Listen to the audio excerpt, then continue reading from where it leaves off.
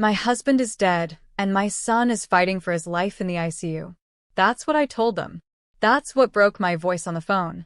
And my mother, without missing a beat, sighed and said, "But it's your sister's birthday. Don't make everything about you." My father's voice slid in after hers. "We'll call you later. Don't be dramatic." Then silence. No tears. No concern. No, we're on our way. Just their loyalty to the golden child, polished and shining even while I bled out on the other end of the line. My name is Isabella Hart, 32 years old. And if you think you've heard cruelty before, wait until you hear what came next. Because what happens when grief collides with greed? When the people you call family turn into scavengers circling your sorrow? I'll tell you. I hung up. I sat in the hospital waiting room, staring at the linoleum floor, holding my husband's wedding band in my fist, so tight it cut into my palm. My boy was hooked up to tubes, machines keeping him alive. And they were eating cake, blowing candles, posting smiling pictures with captions about family love. I didn't scream. I didn't beg. I let the silence curl around me like a knife. But inside, a quiet vow began to take root. Because a week later, when they finally showed up at my door, not with flowers, not with apologies, but with outstretched hands demanding 50% of the settlement, I knew one thing for certain. This wasn't going to end the way they thought it would. This was the beginning of their unraveling. And I would be the one holding the thread. They stood on my porch as if they owned it. My father in his golf jacket, my mother in her pearls. No condolences. No soft words. Just a sharp, calculated demand. The insurance settlement, Mom said, like she was asking for a slice of pie. 50% for us. 30% for your sister. That leaves you with enough. Enough? Enough after burying my husband? Enough after watching my son hooked to beeping machines that decided whether he'd breathe? I stared at them. Their eyes didn't even flicker toward the framed photo of my family inside the hallway. Didn't even glance at the black dress hanging on the coat rack. They weren't here for me. They were here for money. I said nothing. My silence made them fidget, but Dad puffed out his chest. "Isabella, don't make this ugly. We supported you for years. Now it's your turn. Don't be selfish."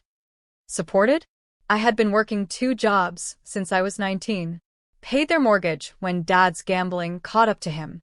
Covered my sister's college tuition when she dropped out after 1 semester. I had been their lifeline. But now that I had something they could sink their claws into, they called me selfish. I looked my mother dead in the eye. "You came to collect at my husband's grave. You'll leave with nothing." Her lips curled into a smirk. "You think you can cut us off, Isabella? Families don't work that way. We'll get what's ours, one way or another." And that's when I knew they weren't just greedy. They were dangerous. I shut the door slowly, locking it as their voices rose outside. They had declared war. But the difference was, this time, I had nothing left to lose. And a woman with nothing left to lose is the most dangerous kind of all. The phone started ringing the very next morning. Blocked numbers. Unknown callers. When I picked up once, I heard my sister's voice. "Izzy, just sign over Mom and Dad's share. It's what he would have wanted. Don't make this harder." I almost laughed. What he would have wanted.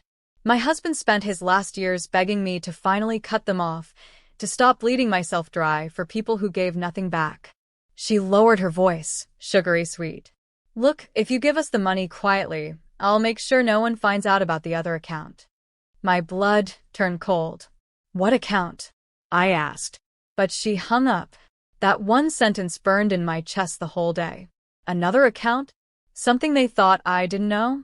By nightfall, I was digging through papers, logins, anything I could remember from when my husband and I set things up. Hours passed. And then, I found it. A savings account. His. With my name added quietly years ago. He had been saving, secretly, for me and our son. Nearly $120,000 sitting untouched. Tears blurred my vision. He knew. He always knew my family would come like vultures one day. And he had left me a shield. That night, I whispered to his photo, "I'll use this wisely. I promise." The next morning, they showed up again, this time with an envelope. Inside was a printed letter. A lawyer's letter. They were suing me for breach of family obligation and withholding joint assets. I felt my knees buckle. They were going to drag me through court, through the mud, through hell, while my son still lay in recovery. But grief can turn into steel, if you let it. I folded the letter neatly, slid it back into the envelope, and smiled for the first time in weeks. If they wanted a war in court, they were going to get something much worse. I walked into the lawyer's office 2 days later, my hair pulled back, my black blazer crisp. Grief still clung to me, but beneath it, there was fire. The receptionist glanced at the envelope in my hand. "Family dispute," she guessed softly. I just nodded. Inside, the attorney listened as I poured everything out. The threats, the lawsuit, the settlement money, my sister's mysterious phone call. He leaned back in his chair, eyes narrowing. "Isabella, let me be clear. There is no such thing as a family obligation in the way they've described. They don't have a legal leg to stand on." Relief hit me like oxygen. But then he added, "That doesn't mean they won't try to smear you. We'll need to be ready." Smear me? That was their specialty. I could already imagine it. Whispers that I was greedy, cold-hearted, ungrateful. But this time, I had proof. I slid over a folder I had prepared the night before. Bank transfers. Texts where they admitted using my savings for my sister's modeling career. Receipts for the mortgage payments I had made on their house. He flipped through them, whistling under his breath. "You've basically funded their lives for over a decade." "Exactly," I said flatly. "And now they want to destroy mine." He tapped the desk. "We won't just defend. We'll counter. Fraud. Misuse of funds. Financial exploitation. They won't see it coming." For the first time in years, I felt power shift back into my hands. As I left the office, my phone buzzed. A message from my father. "Last chance. Sign over the money before we ruin you." I stared at it, then typed back 3 words. "See you soon." The fight was no longer about money. It was about dignity, about truth, about finally ending the chokehold they had on me. And deep down, I knew this court battle wouldn't just expose them. It would bury their perfect family image forever. The court date arrived faster than I expected. Walking into that marble-floored room, I felt the weight of every humiliation they'd piled on me since childhood. The whispered insults, the laughter, the "you'll never be enough." Now, for once, it was all going to be on record. They sat across the aisle, my parents, stiff in their press suits, my sister smug in designer heels I knew she hadn't paid for. My mother wouldn't even look at me. My father smirked, like victory was already his. But when the judge asked for opening statements, my attorney stood tall and precise. He began not with my settlement, but with their history. The financial exploitation. The mortgage payments in my name. The savings they drained. The grocery store, jokes at weddings while I quietly paid their bills. Every receipt flashed on the screen behind him. Gasps echoed. Even the judge's eyebrow arched. My mother's face drained of color. My father's smirk cracked. My sister clenched her fists, whispering furiously to their lawyer. When it was their turn, their attorney stumbled through excuses. Family contributions, informal agreements, mutual understanding. But the documents shredded every word. And then, my lawyer dropped the final piece, the $120,000 hidden account my husband had created.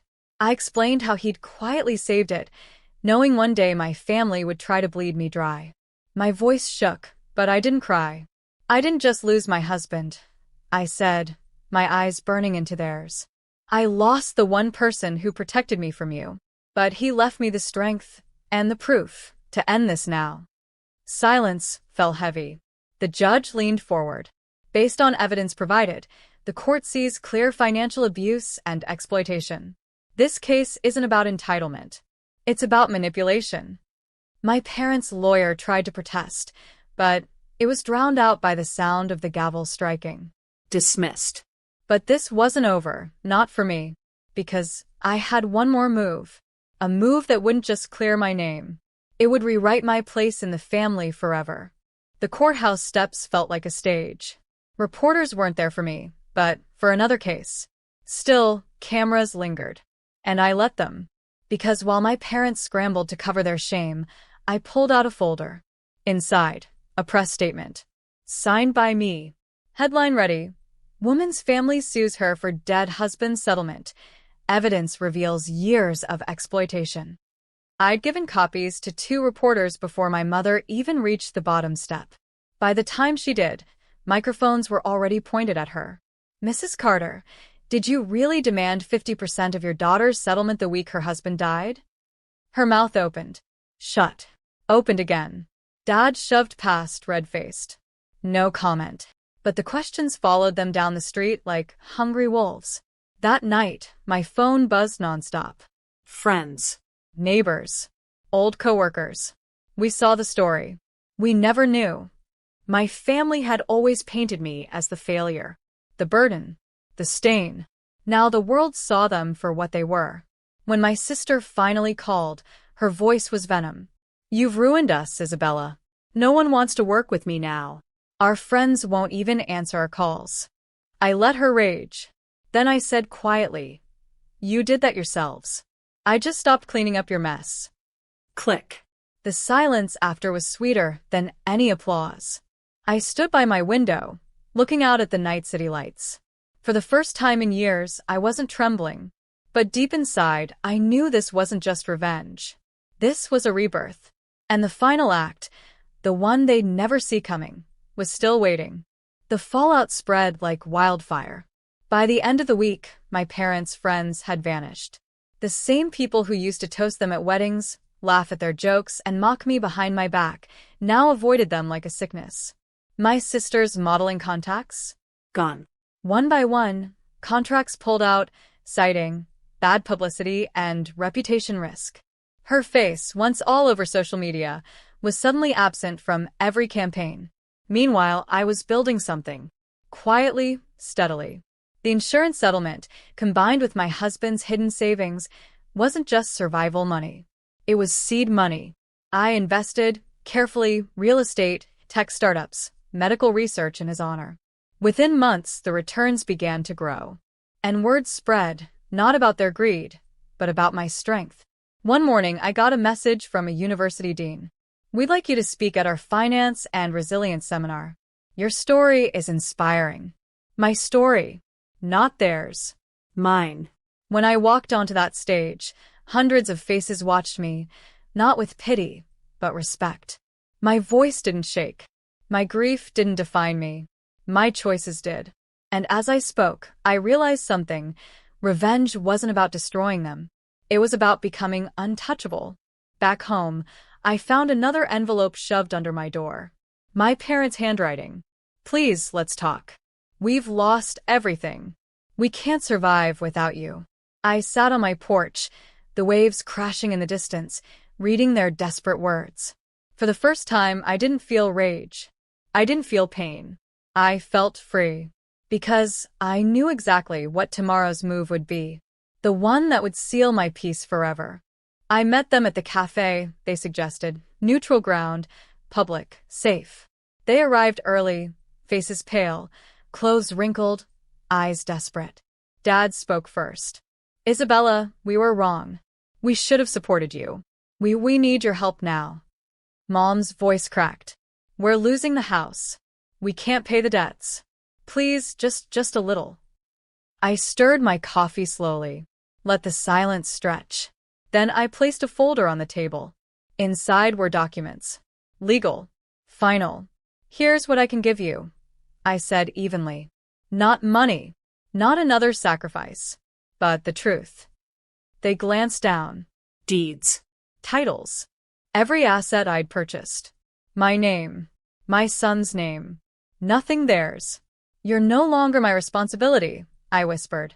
You made that choice when you said my husband's death didn't matter. Their eyes brimmed with tears. But I didn't feel cruelty, only clarity. I stood, sliding my chair back. The entire cafe had gone quiet. People watched. Judged. As I walked toward the door, I paused. Looked back once.